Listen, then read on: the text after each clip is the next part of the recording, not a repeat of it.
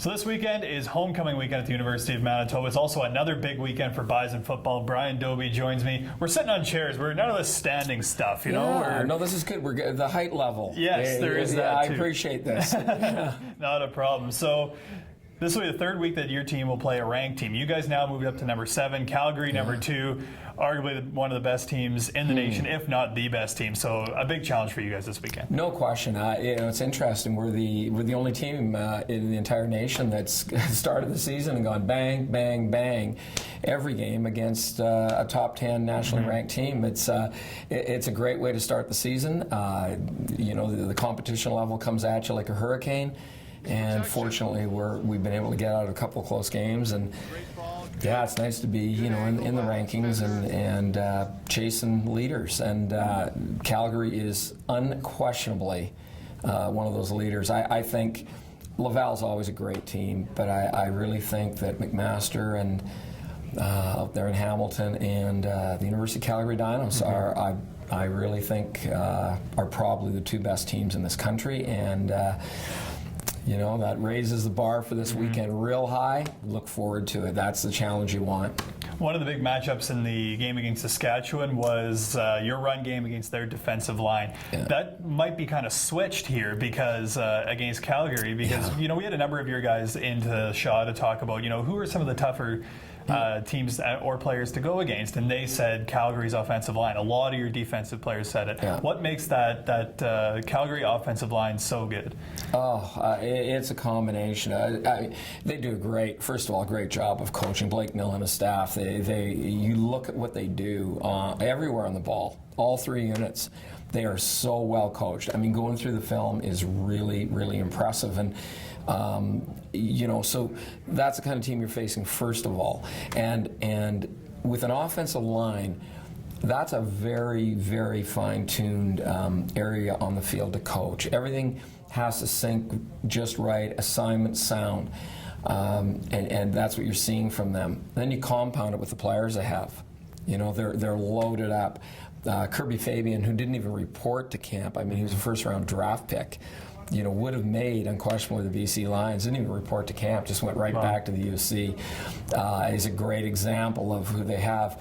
Playing right beside him, actually, is a young man that I recruited, just a monster. That came down to us in Calgary, and we didn't get him. Suk Chung, and out of Vancouver, Terry Fox High School in Vancouver. Great kid, and I'm not kidding. I mean, his legs are as thick as both of our bodies put together. So Blake's gone in there, and they've won the conference, I think, the last 4 years in a row, and he's tried to find certain pieces to. I get that. That was us in 05, 06, 07.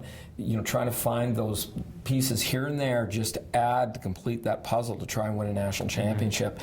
Been there. I understand the process, and that's the team we're facing right now. A team that is very much trying to get over the top, and we're definitely an obstacle in their way, and can't wait to see what kind of obstacle we are on Saturday afternoon and get at it with them. So does that kind of shift the pressure almost to your offense? Because as soon as your defense gets those Calgary Dinos off the field, that offensive line, and those running backs that they have over there as well, they've got a quality running game over in Calgary. Does that shift the pressure to your offense to kind of keep them off the field, move the ball, and keep that time of possession up? There's no question. Calgary's offense is, I think, literally the best in the country, because their quarterback has taken his next step that he needs to at this point in his career. He's throwing the ball really well. He's a tremendous threat to run with the ball. And their running game, their receivers. So the more time they're on the field, the more points they're going to score. I mean, and you're exactly right. Our offense has to generate clock time. We have to generate first downs. We have to be in possession of the ball, and we have to get points. You're not going to play Calgary and beat them 11-8. That's not going to be a score in that football game. They will unquestionably put points on the board. Our offense has to respond by doing that, and and getting into probably a real aggressive fight on the scoreboard. That 9 times out of 10 with Calgary is how it's going to have to be. It's going to be high-scoring games, just simply because they have too many wheels on offense. You've got to respond with your offense in kind as well. So big test for Cam Clark and the rest of our offense and our offensive line that had a tough day against that great, that outstanding front seven in Saskatchewan. So we need to really step up if we got a chance against Calgary.